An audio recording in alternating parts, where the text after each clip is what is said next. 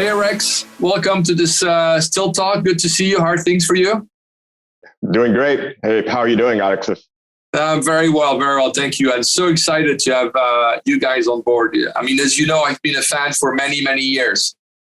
Same here. We're super excited as well. So it was really just crazy because like we talked to you guys like almost like 2 years ago, and now we're finally here and on this, on the same side, and then started working on a lot of stuff. Very exciting indeed. And absolutely, and I have to say, I've been a huge fan of 6waves. Obviously, you guys have been around since 2008. You were a pioneer of Facebook games. Then you did this pivot to mobile games, and then you kind of basically broke one of the hardest markets to break into, which is the Japanese markets, and we're able to do that. It'd be great if you could just share, just a brief story and background about 6waves, how you guys got started, Right. Because it's a fascinating story. Yeah, so I'll try to be brief, but like you said, we were founded back in 2008. At that time, we just started out doing Facebook games, like you said. And by 2015, we quickly pivoted to mobile, as everyone did. And we're fortunate enough to be one of the ones who actually to make it, the pivoting. It was like super difficult. Our company background is we're a whole bunch, our founders were a whole bunch of ex-Yahoo. So, and then me and Alpha were able to recruit, like the best talented from Yahoo and, absorb them into 6waves and build a company from there. So include like Arthur, Chris, Nicole, Andrew, Ernest, and a whole bunch of others. And our mission from the beginning is always to cross-pollinate the best games in the world, no matter it's on Facebook, it's on mobile, from the West to the East or from the East to the West. So that has always been kind of like our company culture, being very international. And so most of the people, I would say pretty much everyone in our company speak more than one language, at least 2 to 3. Even like our folks from our team from China in the beginning, they didn't even speak any English at all. And I kind of forced them to watch NBA and HBO. So they're now pretty fluent. So as I said, and then our company, we are really big in Japan. So we founded we started like a studio even back in the Facebook days. Well, they have like different SNS than Facebook.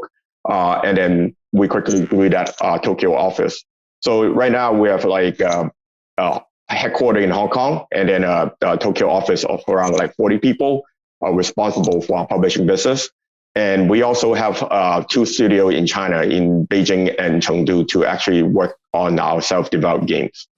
That's amazing. And tell me a bit more about what games, what are your main games today and why? Okay, yeah, sure. So our main games right now is actually 90% of the game is actually still in the Japan market. And they are mostly, like of that 4X strategy genre, with like either a free kingdom or Sengoku theme. The reason for that is, I might talk about it a little bit more later, but it's actually very hard to break into the Japanese market, especially if you try to outcompete with them within an RPG game, which like Japanese developers are very good at doing. And the top developers like Konami or Square Enix, like they already have like some very popular built-in IP anime, like Dragon Ball, One Piece, Gundam. So it's very difficult for like outside developers to compete. So we do choose like a very different genre, which is 4X strategy. So it's almost like a first mover advantage when we initially bring these games into Japan. And now we become, like one of the publishers that publish the most 4X strategy games there. And then also why we choose sorry, Rex, on the 4X strategy genre, I remember you told me that's a genre I know very well because that's the genre that Republic works on in Europe, as you know. I think what you saw is that there really wasn't any big 4X games in Japan, right? So that's the opportunity that you saw, right? Yeah, there wasn't. The closest thing is probably Clash of Clans at that time, which is not really 4X, strategy. So that's why we see that that's actually a great opportunity for us to cross-pollinate into this region. Because like we know even back in the Facebook days, we actually brought in like some hidden objects game to Japan, which was also like the first mover at that time. And then it quickly become like, like top grossing in that market. So we feel that if there are any awesome genre, like from different region, and at that time, China is actually very good in doing Forex strategy. In fact, I think by now they pretty much perfected that genre. So because of that, we get to work with like, a great company like Rockstar and even Tencent to bring the games into Japan. Yeah, it's amazing. And who's like a typical player of Forex games in Japan? I am like a typical player in Forex game in Japan. So I think it's actually pretty much the same as like other region. Mm-hmm. It's usually like a more mature male players. Yeah, so usually I think for Japan, because like there is like most people, they don't live in a metro, so they have to take like almost like I would say 90 minutes commute back and forth to work every day, and during that time they will just actually be playing the games. So even a lot of like salarymen, what they call in Japan, like working people, they're more interested in Forex strategy because it's not really just like like fast moving or like the like just the graphic quality. Is more about strategy and planning, so and tactics. So that appealed to like a major group of players in Japan. So we've been trying to understand the Japanese market. And I even remember even before we were part of Stillfront, and one of the key reasons I wanted to join Stillfront as a studio was like so they could open these geographies to me, like India. Now with Moonfrog, we have access to India, and Japan is famous for being an extremely difficult market to break into, right? So and we were always impressed by the very high long-term value of the players in Japan. It was always it seemed like it's always the same games in the top 10 or top 20 grossing and all that. Right. So what's your view on Japan and the Japan gaming audience? You already gave us this insight that it's like right. A lot of it is salaryman playing on their commute. But what's interesting about Japan? What's different?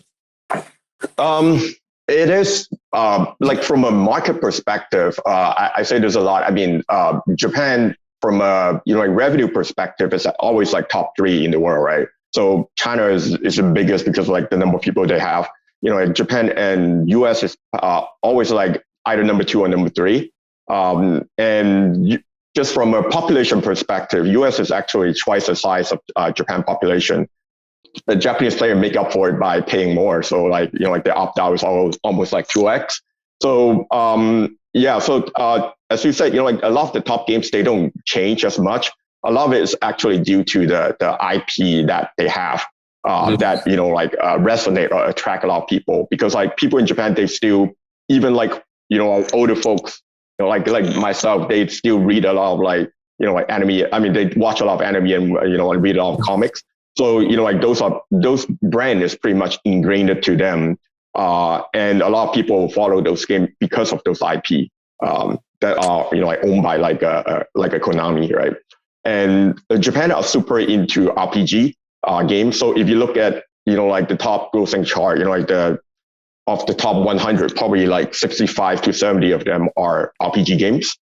Which they like a lot because like a lot of the RPG, they also have like a more kind of like PvE mode where you just play against, like the computer or, like the app, instead of like you have to play with a lot of people where you feel kind of like pressure, like to do well.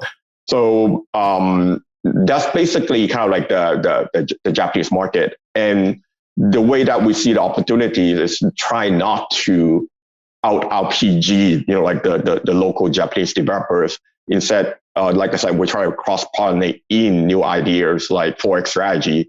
And now, like with working on Stillfront, we already started thinking about, working a couple of your studio.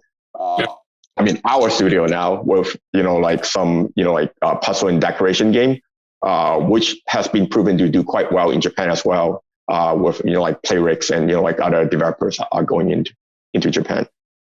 Yeah, and I think Japan also, I mean, it's not the same marketing channels as in other markets, right? So you guys have been able to not only find a genre that works, but also how to market your games locally, right? Because you came in almost as half. I mean, now you've got the 40 people team there, but almost as external people coming into Japan, breaking in and managing to make the market work for you, which is quite honestly, almost unique.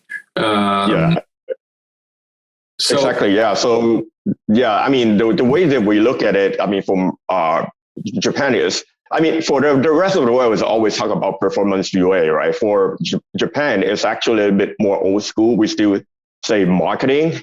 So, and there's good reason for that, because like the culture is so different. And I think that's also one of our advantage is we know those culture and we know like what are the channels, like what works in Japan. So for instance, when a game is launched, we do a huge amount of PR, like to get the pre-registration going.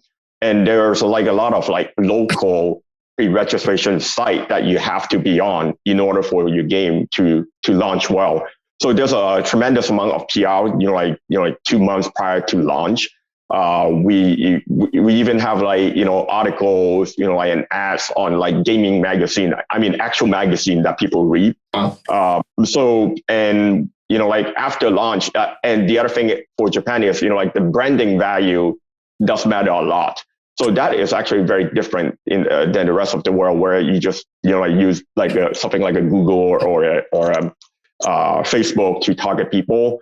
But in Japan, like sometimes we still run, ads on a billboard in a train station, or to some degree, we do run even like TV ads in Tokyo, just for a branding purpose. Because like if the game was not seen on these channels, sometimes to the Japanese audience, they feel that it's probably not a high quality game. So there is that part to it. Plus, like Japan, there's just so many other different channels. Just to be completely upfront, like even when we do, not traditional, the performance UA, a lot of those are not actually coming from the most traditional channels like a Facebook or a Google UAC. Yeah, and I mean that's one of the things. I mean, for us, it was very clear. I mean, the reason to the logic behind trying to get you to be part of the Stillfront family was so clear because there's so much secret sauce about entering into what is the third biggest games market, at least mobile games market in the world, and you guys clearly you've managed to establish a success and dominance in the 4X genre, which is a genre that we understand and know very well. But now obviously on our side, so there's that potential with you, but there's the potential of all the game engines that we have in other genres, where that I know you guys are now, looking at very carefully and getting back to us in terms of, which ones are the ones that have the most potential in the Japanese market, so we can capture that. So that's a very exciting and clear opportunity that when we were discussing together about you guys being part of Stillfront was a clear reason, the geographical expansion and reach and knowledge and capacity to enter that market. That was a clear reason for us to get you on board, and also our ability to to then deliver to you game engines so that you increase your position there. But for you, what was kind of your reasoning behind becoming part of Stillfront, and you already have some collaboration projects or synergies in mind? Yeah. So I think it's really just to continue that mission that I talk about to cross-pollinate, the best game to the world. Before joining Stillfront, I mean, we're really focused on bringing, like the 4X strategy game from China into Japan, right? So, but I mean, our goal was much bigger than that, and we don't have like the capacity. And as like mobile game get more specialized, like per region, per genre. So we feel that, like Stillfront would be like a perfect home for us in order for us to keep doing that. Because like Stillfront does have, pretty much cover all the region now, especially with us on board, like even including East Asia, right? So, but, MENA is fascinating to us. The West is also markets that we wanted to enter. And we're also seeing, like new genres popping up, like in Asia, like puzzle games that you guys are really good at. I mean, the Soulmate Studio is actually very good at. So I think those are the type of stuff that we're looking into to continue to kind of like expand our mission. And then in regards to collaboration, it's just been crazy 2 weeks for me. Like every day, almost like 8:30 a.m. and then late night, like 11 p.m. kind of getting on call with like different studio. So it's definitely very exciting. Like we have a game called Gods and Civilization, a 4X strategy game that we're looking to launch in April. So we've been getting a lot of help, like from the different studio, Vitro Lab, and also lately Good Game Studio, like on how to properly do UA for the West. So, and that's actually really fascinating. And it goes both ways. Yeah, absolutely. That's always going both ways. Yeah. So we're exchanging a lot of knowledge there. Another project that we're getting on board is actually a Bit Live for Japan. So, which is like a text-based game that's very popular in US, and now that is actually being localized into like German and Portuguese. Yep. So we think that, hey, this game is like another first mover in Japan, and we have like the people on board to do all the story writing, like even the engineering. So that makes a lot of sense for us. It just become like much lower risk, like to test something out that has been proven already in our market, right? And finally, we're also, as I keep talking about, like the puzzle and decorate genre, we have actually 2 games, one called Puzzle and Fashion, that we already talked to the New Moon Studio to use like their match-free engine, so we don't have to start from scratch. So basically, we have something that is pre-built that we can actually incorporate, and we just actually worry about kind of like the meta game, like the decoration part of the puzzle and decorate genre, right? So yeah, there's like more project I could discuss, but it's just like everyone want to talk to us because like we're like the first one that represent kind of like East Asia. They would just keep saying, hey, we just work in Japan or that would in Japan, So I'm still exploring a lot of ideas, and I'm pretty sure like there's going to be a very good continued conversation, especially when we can all meet up in Malta for like the Stillcon. Yeah. So I'm really looking forward to that, like to meeting, like everyone in person and continue to do this knowledge exchange and, to get on board on some synergy projects.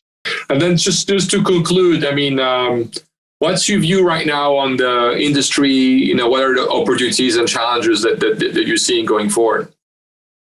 Well, I think in our industry, there's always challenge, right? There's going to always be like something like an IDFA type issues. But I think, the good thing about our industry is at the end of the day, we do figure things out, as an industry.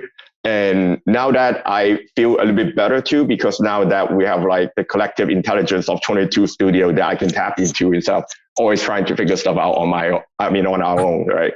So I think, as I talk about, there are also, like other opportunities, especially in China, because of like this China out strategy that a lot of the developers are adopting.